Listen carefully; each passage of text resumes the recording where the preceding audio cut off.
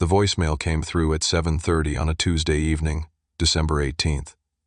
My father's voice, cold and formal, nothing like the man who used to take me fishing every summer. "Christmas is canceled, Gustav. You are not welcome in this house.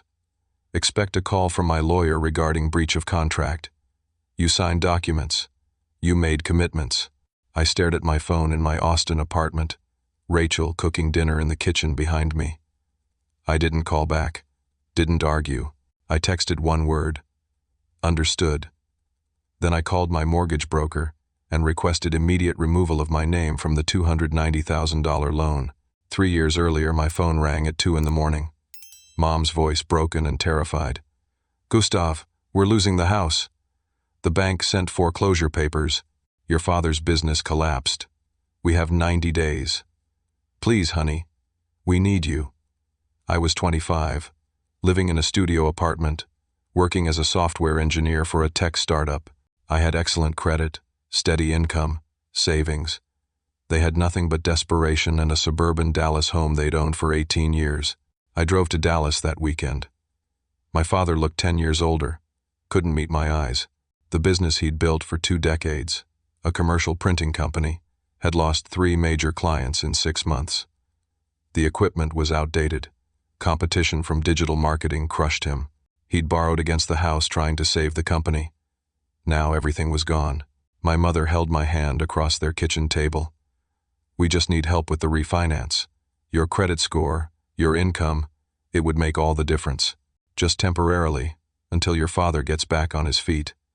Maybe a year, 18 months tops. We'll remove your name as soon as we can." My younger sister Caroline sat on the couch scrolling through her phone, completely uninvolved.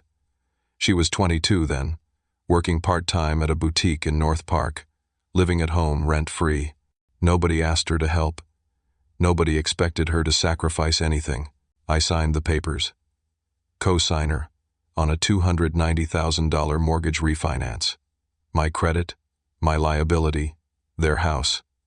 My father shook my hand, promised me it was temporary. Mom hugged me tight, called me her hero. That was 3 years ago. Every time I brought up removing my name, my father changed the subject, got defensive, said things like, "We'll handle it soon," or "Why are you in such a hurry," or "Don't you trust us?" Months became a year. A year became 2. His business recovered. He landed new clients, upgraded equipment, started making decent money again. But my name stayed on that mortgage. 6 months ago, I met Rachel at a coffee shop near the University of Texas campus. She taught 2nd grade at an elementary school in South Austin. Dark hair, bright eyes, laugh that made me forget about spreadsheets and code. We started dating seriously within weeks. By October, we were talking about a future together. Marriage, a house, kids someday. That's when the mortgage became a real problem. I couldn't qualify for my own home loan with $290,000 of debt attached to my name. My debt-to-income ratio was completely destroyed. Rachel and I looked at houses online, dreamed about a little place with a yard, maybe room for a dog, but the numbers didn't work. Not with my parents' mortgage hanging over me. I drove to Dallas in early November, sat down with my father in his garage workshop where he was building birdhouses as a hobby. "Dad, I need my name off the mortgage. Rachel and I want to buy a house together. I can't qualify for a loan with your debt on my credit." His face went hard. "You're being selfish. After everything we did for you growing up, we gave you a good life, paid for your college, and now you want to abandon us when we need you." "I'm not abandoning anyone. You and Mom qualify on your own now. Your income is solid. The house has equity. You can refinance without me." He slammed his hammer down. "Family takes care of family, Gustav. You don't just walk away when things get inconvenient. What would people think? What would your mother say?" Mom already knows I'm asking. She understands. That was a lie. I hadn't told her yet, but I was tired of him using her as a shield. He pointed at the garage door. "Get out.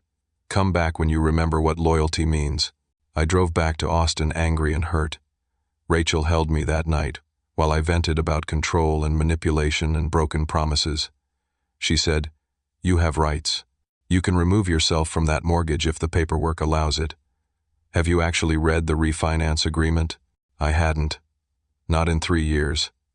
I pulled up the digital documents that night, started reading through the dense legal language, found it on page 17, section 9, subsection C. Any cosigner may request removal from obligation with 30 days written notice to lender, provided primary borrowers meet minimum income requirements and payment history is current. My heart pounded. I could actually do this, legally, without their permission. I called Scott, my mortgage broker, the next morning. He reviewed the documents, confirmed what I'd found. Your parents meet the income requirements easily, Gustav. Their payment history is perfect. You have every right to remove yourself. I can file the paperwork today if you want. I hesitated. This would destroy my relationship with my father, maybe permanently. But I thought about Rachel, about our future, about spending the rest of my life trapped by a decision I made at 25 to save people who wouldn't even help me escape it now. Do it, I told Scott. File everything. 2 weeks later, December 15th, I called my father, told him the paperwork was filed, that I'd be removed from the mortgage by the end of the month. He didn't yell, didn't argue. His voice went quiet, deadly calm. You've made your choice, Gustav. There will be consequences. He hung up. 3 days later, the voicemail. Christmas is canceled. Expect a call from my lawyer. I didn't panic. I texted back. Understood. Then I called Scott and said, expedite everything.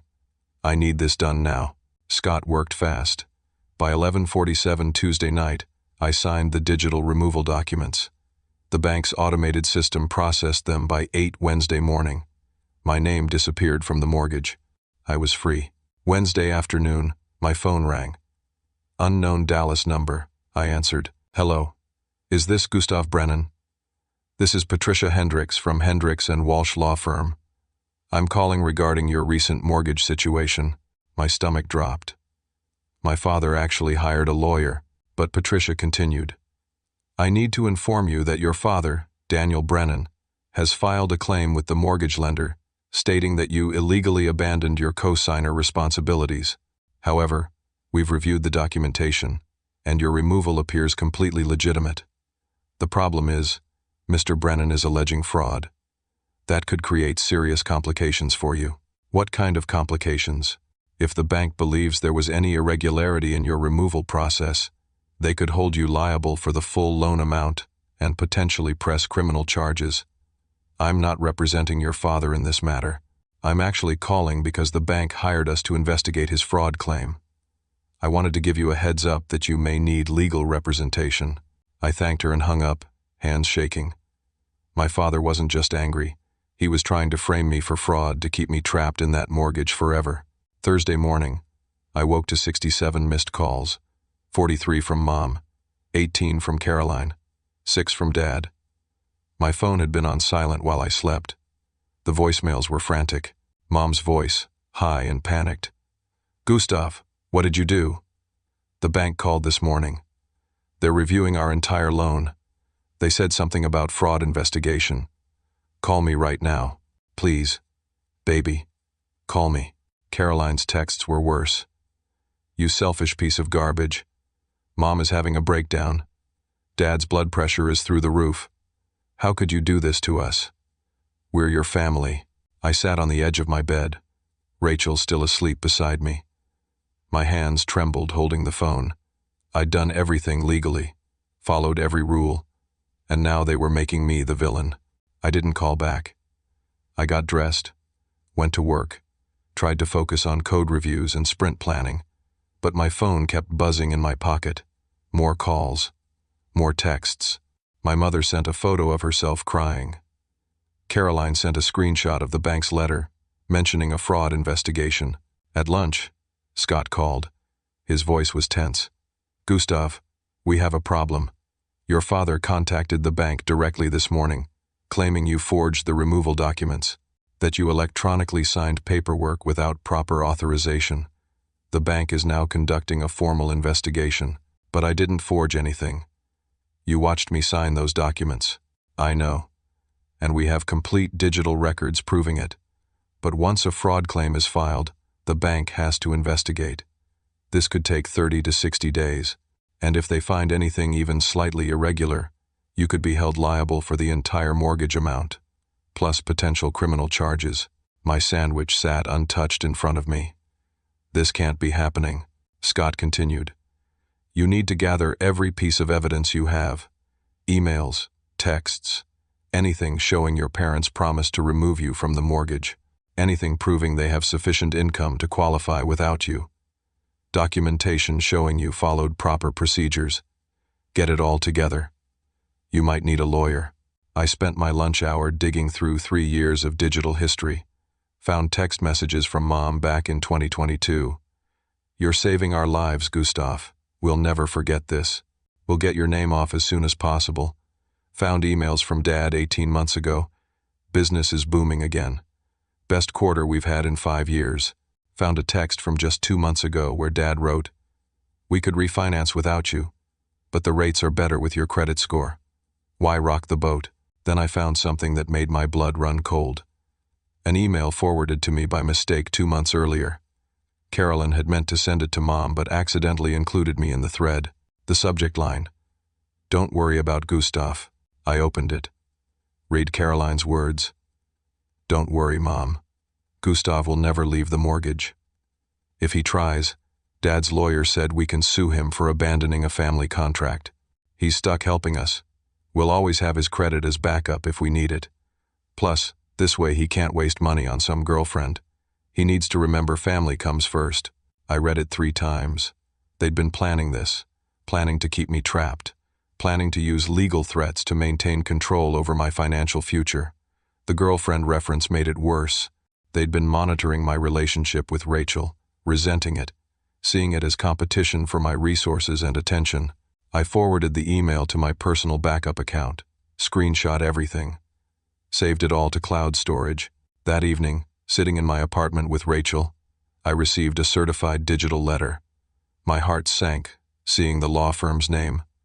Morrison and Blake, attorneys at law, Dallas, Texas. I opened the PDF. Notice of legal action.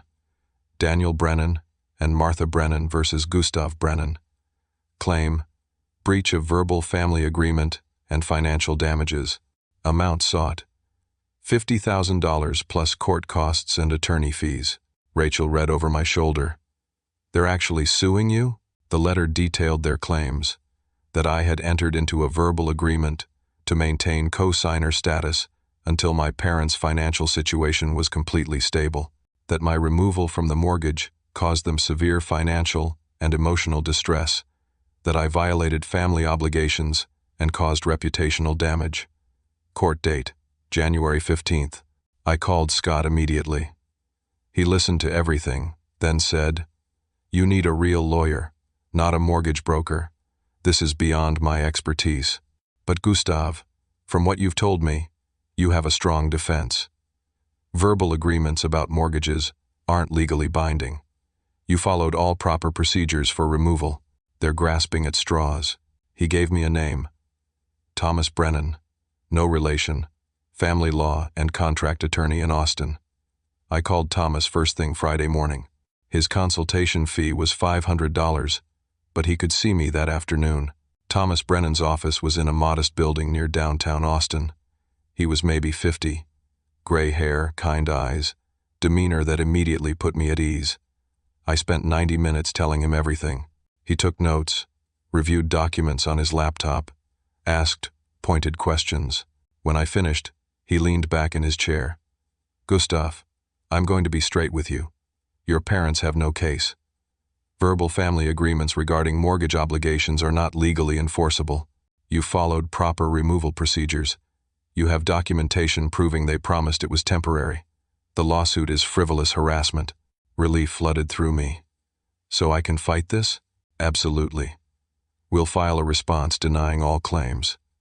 We can also countersue for legal fees and potentially harassment. But there's something else you should know. The fraud claim your father filed with the bank is more concerning. Even though it's baseless, banks take fraud allegations seriously. They'll freeze credit reports for all parties during investigation. That means you can't apply for new loans until it's resolved. How long? Could be 60 to 90 days. Maybe longer if your father keeps interfering.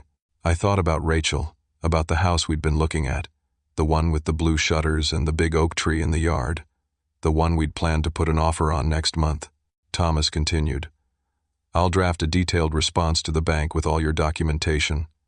I'll also send a cease and desist letter to your father's attorney. But Gustav, I need you to understand something. This is going to get uglier before it gets better. Your father is escalating. People who feel they're losing control often become more aggressive. He was right.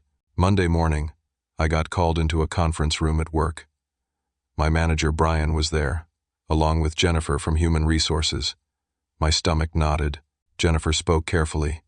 Gustav, we received an anonymous complaint through our ethics hotline Friday evening. The complaint alleges that you're currently under criminal investigation for mortgage fraud, and that the company should be aware we're employing someone with questionable ethics. We're required by policy to investigate all ethics complaints. My face went hot. Who filed the complaint? It's anonymous, but it included specific details. Your employee ID number, your department, even your project assignments. I felt sick. Only my family knew my employee ID. I'd helped my father with some business tax paperwork last year and showed him my work credentials to verify employment for a personal loan he'd co-signed for Caroline.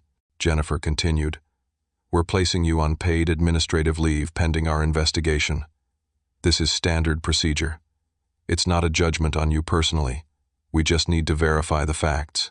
Brian looked uncomfortable. Gustav, for what it's worth, I don't believe you'd do anything unethical. But we have to follow protocol. I drove home in a daze, called Thomas from my car. He was furious on my behalf. This is harassment, defamation, potentially criminal interference with employment. We can add it to our case against your father. But it gets worse, I told him. What do you mean? Rachel called me during the drive. Her voice was shaking. Gustav, my principal pulled me aside this morning. Someone contacted the school district office with a complaint about me. Said I'm in a relationship with someone who's financially unstable and under criminal investigation. They said the district should know because it could reflect poorly on the school's reputation. My hands gripped the steering wheel. No. No, no, no. Rachel was crying. I'm not in trouble. The principal said it's obviously nonsense. But people are talking. Other teachers heard about it. Someone asked me in the break room if my boyfriend was really being investigated for fraud. I'm humiliated, Gustav. I'm so sorry. This is my father. He's trying to destroy everything. I know it's him. But knowing that doesn't make it easier. My name, my professional reputation, it matters to me. I worked hard to build credibility at this school. When I got home, I told Thomas about Rachel's situation. He was quiet for a moment, then said, Gustav, your father has crossed a serious line. Filing complaints with your employer and Rachel's workplace using false information is defamation. It could also constitute harassment and stalking. We can pursue criminal charges. Criminal charges? Against my own father? Against a man who is systematically trying to destroy your life and your girlfriend's career because you exercised your legal right to remove your name from a mortgage. Yes, criminal charges. I thought about Christmas, years ago, building a treehouse with Dad in our backyard. Thought about him teaching me to drive, taking me to Rangers games, being proud when I graduated college. How did that man become this? Thomas said, Think about it. But understand, if you don't stop him now, he'll keep escalating. Men like your father don't stop until they're forced to. I thought about it for 2 days. Rachel was supportive but clearly stressed. She loved teaching. Her reputation mattered. She didn't sign up for this chaos when she started dating me. Wednesday afternoon, I called Thomas. File whatever you need to file. I'm done protecting him. But before Thomas could submit anything, my phone rang. Caroline. I almost didn't answer. Her voice was hysterical. Gustav, you need to drop everything and apologize to Dad right now. You don't understand what you're doing. He's going to ruin you. Completely. You have no idea what he's capable of. What does that mean? She was sobbing. He has friends, Gustav. Business connections. people who owe him favors, people who can make things happen. Just apologize. Get back on the mortgage. Please, I'm begging you. This has gone too far. You helped him, didn't you? The email about keeping me trapped, that was your idea. She didn't deny it. I thought I was helping the family. I didn't know he'd go this far. You didn't know, or you didn't care. She hung up. That night, I couldn't sleep. Rachel was at her apartment. I sat on my couch scrolling through old photos on my phone. My family at the Grand Canyon when I was 12. Caroline's high school graduation. Mom's birthday party 3 years ago, before everything fell apart. At 3 in the morning I heard something outside. A scraping sound. I looked out my window into the parking lot. Someone in a dark hoodie was crouched beside my car. I ran outside barefoot, yelling. The person sprinted away between buildings, disappeared into darkness. My car. Both sides keyed deeply. Long, jagged scratches from front to back. Thousands of dollars in damage. I called the police, filed a report. The apartment complex security cameras showed the hooded figure, but no clear view of their face. The officer taking my statement asked, "Any idea who might do this?" I told him about the lawsuit, my father, the escalating harassment. He wrote it all down, said they'd investigate, but warned that without clear evidence linking specific people to the crime, there wasn't much they could do. Friday morning, I opened my email. Anonymous sender. No subject line. The message contained 5 photos. Rachel leaving her school. Rachel at Starbucks. Rachel at the grocery store. Rachel getting into her car outside her apartment. All taken within the past week. The message, "Drop the lawsuit or things get worse." My hands shook so badly I could barely forward the email to Thomas.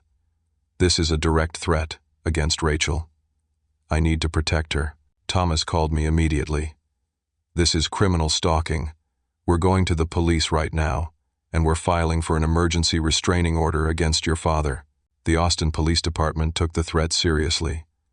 Detective Sarah Martinez reviewed everything.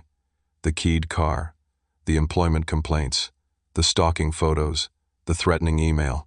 She said, "This is escalating harassment, with elements of stalking and intimidation. We'll investigate, but I'm going to be honest with you. Proving who sent an anonymous email is difficult. Do you have any direct evidence linking these actions to your father?" I showed her Caroline's email about keeping me trapped on the mortgage, showed her the timeline of events, explained how the ethics complaints contained information only my family would know. Detective Martinez nodded slowly. "It's circumstantial, but it's building a pattern. Let me see what I can trace on that email with the photos." Thomas filed for an emergency restraining order that afternoon. We went before a judge, presented all the evidence. The judge, an older woman with sharp eyes, reviewed everything carefully. She looked at me. "Mr. Brennan, these are serious allegations against your father. A restraining order is not something I grant lightly, especially in family matters. But the evidence of escalating harassment is concerning. I'm granting a temporary restraining order effective immediately. Your father must stay at least 500 feet away from you, Rachel Peterson, your workplace, and her workplace. Violation will result in immediate arrest. Full hearing scheduled for January 20th. I felt some relief, but also profound sadness. I had a restraining order against my own father. My family was destroyed. And for what? Because I wanted to buy a house with my girlfriend. Rachel was scared. She stayed at my apartment that weekend, afraid to be alone. We barely talked, just held each other and watched movies we didn't really pay attention to. Every car door closing outside made us both jump. Monday morning, Detective Martinez called. We traced that email. It came from a residential IP address in Dallas. Address matches your sister Caroline's apartment. The photos were sent through a VPN, but the email metadata shows the original source, Caroline, my baby sister, the girl I'd taught to ride a bike, who I'd helped with homework, who called me crying when her first boyfriend broke her heart. She'd been stalking Rachel, taking photos, sending threats. Detective Martinez continued. We contacted Dallas PD. They're picking her up for questioning this morning. Based on the evidence, They'll likely charge her with harassment and cyberstalking.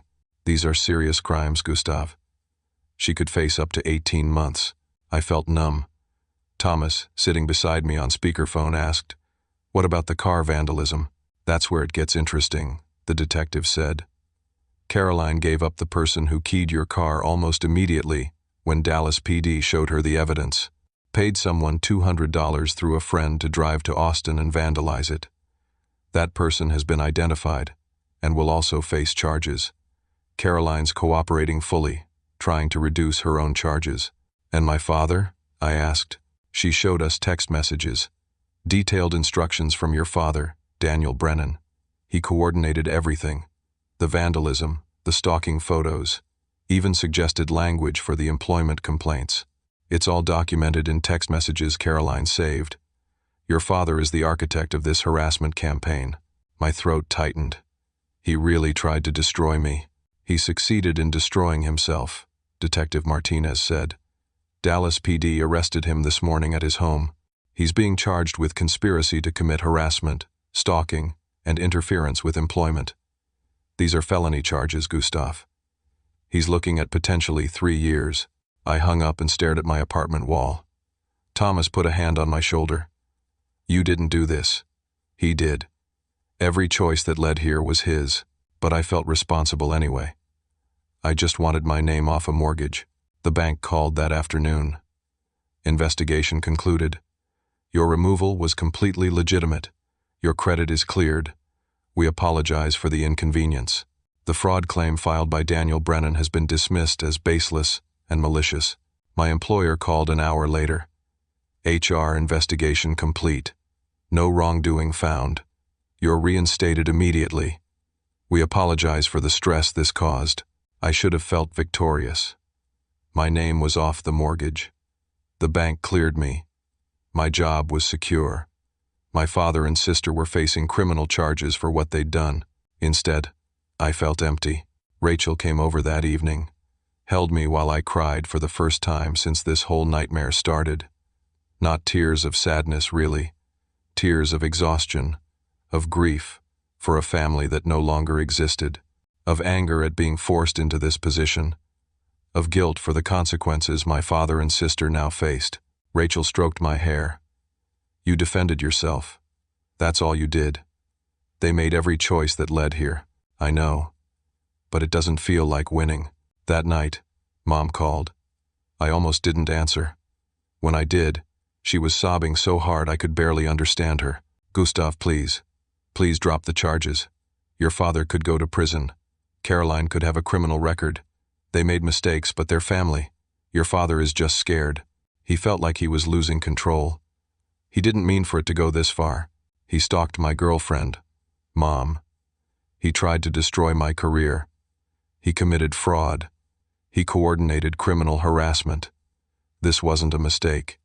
These were deliberate choices. I know. But please, I'm begging you. If they go to prison, I'll lose the house anyway. I can't afford the mortgage alone. I'll be homeless. Your sister's life will be ruined. Please, Gustav, show mercy."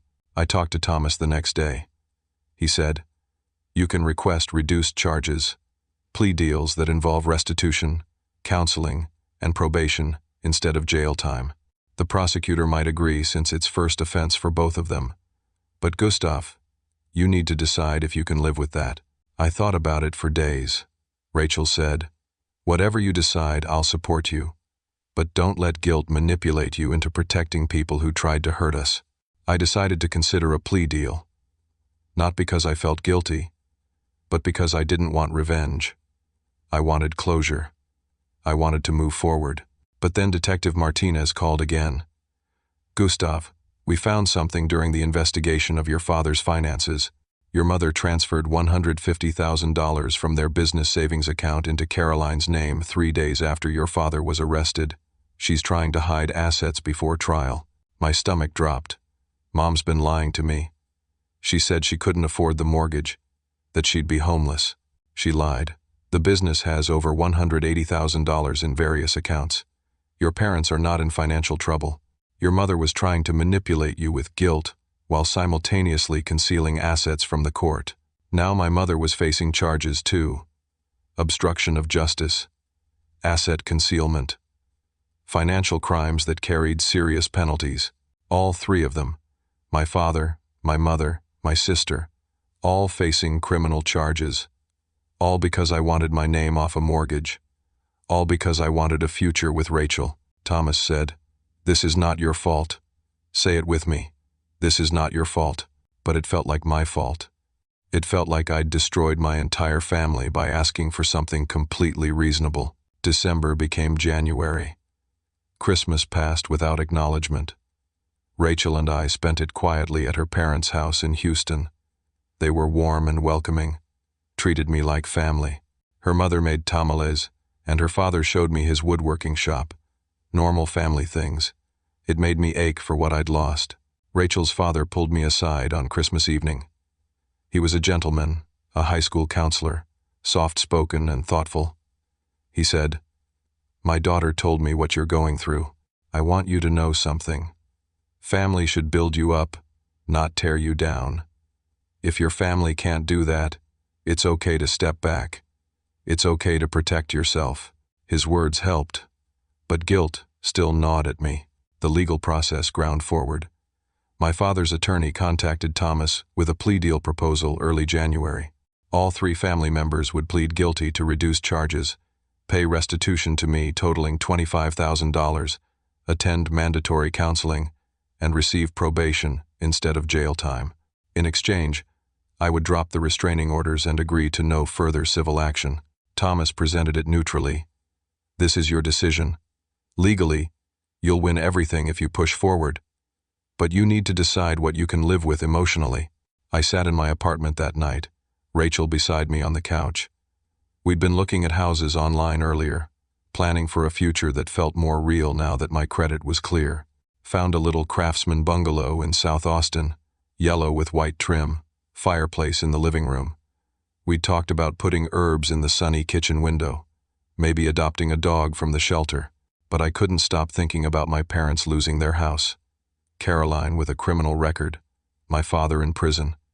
Yes, they'd tried to destroy me, but they were still my family, still the people who raised me, who'd been at every school play and soccer game, the mother who made my favorite pot roast every birthday, the father who stayed up late helping me build a solar system model for fourth grade science fair. When did they become people capable of stalking and harassment and fraud? Rachel squeezed my hand. "You don't have to decide tonight. I know. But the hearing is next week. I need to decide. What do you want, Gustav? Not what you think you should want. What do you actually want?" I thought about it. I want my family back, but not the way it was. I want something honest, something where they see me as an adult, not a resource, where boundaries are respected. Do you think they're capable of that? I don't know. But I'll never know if I don't give them a chance. Rachel nodded slowly. "Then I'll support whatever you decide." I called Thomas the next morning. "I'll accept the plea deal on one condition: mandatory family therapy. All of us. For 6 months. Facilitated through the court. If they refuse, the deal is off, and we proceed to trial." Thomas called back 3 hours later. "Your father refused. He said, and I quote, 'I'll take jail before I let some therapist tell me I'm wrong.'" My heart sank. Of course he did. I told Thomas to proceed.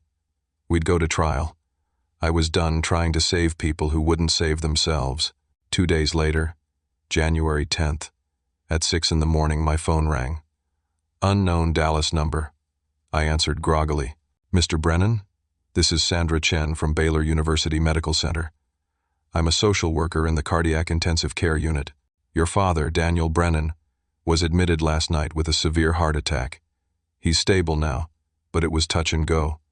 Your mother and sister are here. They asked the hospital to contact you." My hands went numb. "Is he going to be okay?" "The doctors say he needs surgery, triple bypass, but he's refusing treatment. He's given up, Mr. Brennan. The doctor thinks he might listen to you. Would you be willing to come?" I looked at Rachel, still asleep beside me, thought about the restraining order, the charges, the hatred, the pain. I'll be there in 3 hours. I drove to Dallas in a daze, Rachel insisting on coming with me. The hospital was cold and antiseptic, smelled like disinfectant and despair. Mom and Caroline were in the ICU waiting room. Mom looked like she'd aged a decade. Caroline's eyes were red and swollen. Caroline saw me first, started crying. "Gustav, I'm so sorry. I'm so sorry for everything." Mom just stared. "Thank you for coming. Where is he?" "Room 4. But Gustav, he won't talk to any of us. Won't agree to the surgery. The doctor says without it, he'll die. Maybe not today, but soon." I walked to the ICU room, looked through the window. My father lay in the bed, tubes and wires everywhere, looking small and frail. Nothing like the strong, stubborn man who'd ruled our family with guilt and expectations. Rachel touched my arm. "I'll be right here if you need me." I went in alone, sat in the chair beside the bed. My father didn't look at me. We sat in silence for 5 minutes. Then I said, "I'm not here to gloat." His voice was barely a whisper. "Then why are you here?"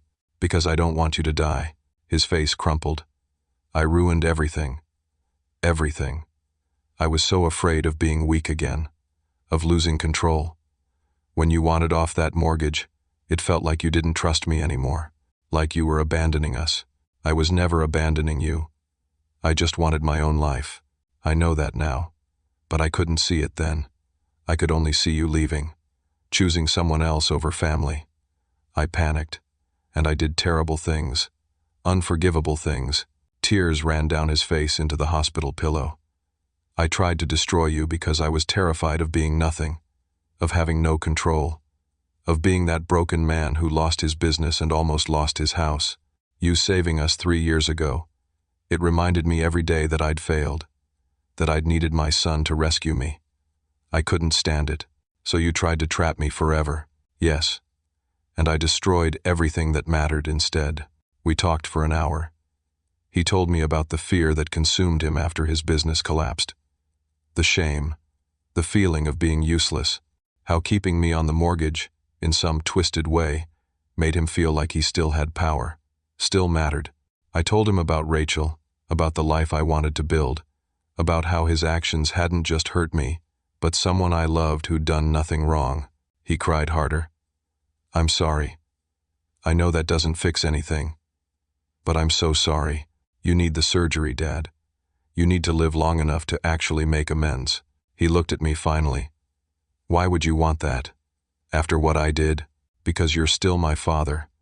And I still remember the man who taught me to fish, who helped me with my science project, who cried at my college graduation. That man is still in there somewhere. He just got buried under fear." My father agreed to the surgery, called the doctor in, signed the consent forms. The surgery was scheduled for the next day. I stayed in Dallas that night, got a hotel room for Rachel and me. Mom and Caroline were at the hospital constantly. We didn't talk much. Too much pain, too much damage. But we were civil. Caroline pulled me aside in the hospital cafeteria. "I know I don't deserve forgiveness. What I did to Rachel, the stalking, the photos, it was sick. I was so caught up in protecting Mom and Dad that I lost all perspective.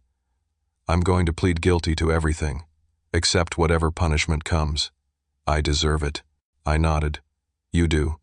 But I hope you get help, therapy, something, because this isn't who you used to be." "I don't know who I am anymore." The surgery went well. 6 hours. Dad came through stable. Recovery would take months. During that time, the legal situation had to be resolved. The prosecutor, seeing my father's medical crisis, offered a revised plea deal. Guilty pleas to misdemeanor charges instead of felonies. Restitution of $15,000 total. 2 years probation. Mandatory counseling. Community service.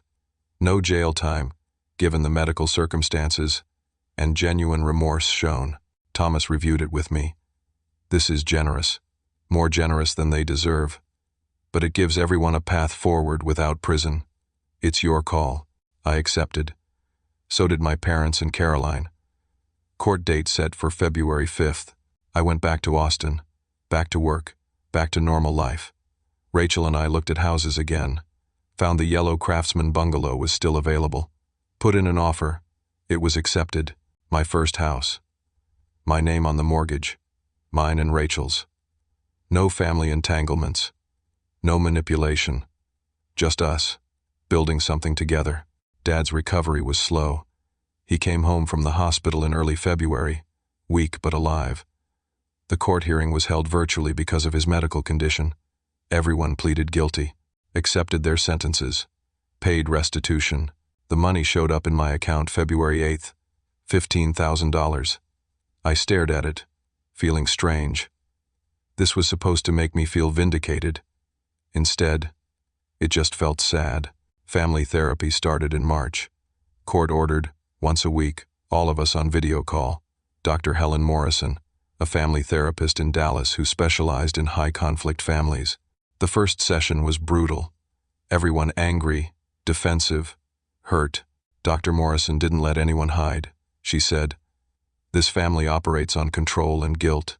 Daniel controls through anger and expectations. Martha controls through victimhood and manipulation. Caroline enabled it all, hoping for approval. And Gustav was the family resource to be exploited until he finally said no. That's the truth. Now we decide if you want to change it." Slowly, painfully, things shifted. Dad started actually talking about his fear and shame. Mom admitted she'd enabled his controlling behavior because she was afraid of conflict. Caroline recognized she'd sacrificed her own identity, trying to please parents who would never be satisfied. I set boundaries, clear ones. I would participate in therapy, but I would not be responsible for their finances ever again. I would not be their emotional support or their bailout plan. I would build a relationship with them as an adult son, or I would have no relationship at all. Dad struggled with it. Old habits die hard, but he was trying, really trying. Rachel and I closed on our house April 1st. It was perfect. Yellow paint, white trim, hardwood floors, a fireplace that worked. She cried when we got the keys. We spent the first night on an air mattress in the empty living room, eating pizza and planning where furniture would go. I didn't invite my family to the housewarming party. That hurt Mom. She called, asked why. I said, "Because this is mine. This represents freedom from everything that happened. I need it to be separate. Maybe someday you can visit, but not yet." She cried, but she accepted it. Therapy continued. Some weeks were harder than others. Dad had a breakthrough in May where he finally admitted that controlling me was never about the mortgage. It was about feeling like he mattered, like he was still needed. I told him, "You could have mattered by being proud of me, by supporting my independence. You would have mattered more, not less." That seemed to reach him in a way nothing else had. Caroline moved out of my parents' house in June, got her own apartment, started therapy individually. We had coffee once, awkward but honest. She said, "I wasted years trying to be the perfect daughter, and all it did was make me a person I don't recognize. I'm trying to figure out who I actually am." I told her, "I hope you find her. The real Caroline, not the one performing for approval." By summer, something shifted. Not forgiveness exactly, not forgetting, but a tentative rebuilding of something different. Not the family we were. Something more honest, more real. September, 6 months after the house. 9 months since the voicemail that started everything. Rachel and I were sitting on our porch on a Saturday evening, the kind of perfect Texas evening where the heat finally breaks and you can breathe again. We'd planted herbs in the kitchen window like we'd planned, adopted a rescue dog named Biscuit, some kind of terrier mix with endless energy. Our house was filled with mismatched furniture and laughter and plans for the future. My phone rang. Dad's number. Our scheduled monthly check-in call, part of family therapy. I'd been dreading it less lately. Answered. "Hey, Dad." His voice was warm, warmer than it had been in years. "Hey, son. How's the house?" "Good. We finally got the guest room painted. Rachel picked this sage green color. I wasn't sure about it, but it actually looks great. Your mother wants to see pictures. She's been asking. Tell her I'll send some." We talked about normal things. His garden, how the tomatoes were doing. Rachel's students, The funny things second graders say. My work, a new project launching. His business, which was stable now, smaller but sustainable. Nothing deep. Nothing about mortgages or lawsuits or restraining orders. Just father and son talking about life. Before hanging up, Dad said, "Gustav, I'm proud of you. I don't say that enough. I'm proud of the man you've become, the life you've built, the way you stood up for yourself, even when it was hard. Especially when it was hard." My throat tightened. "Thanks, Dad.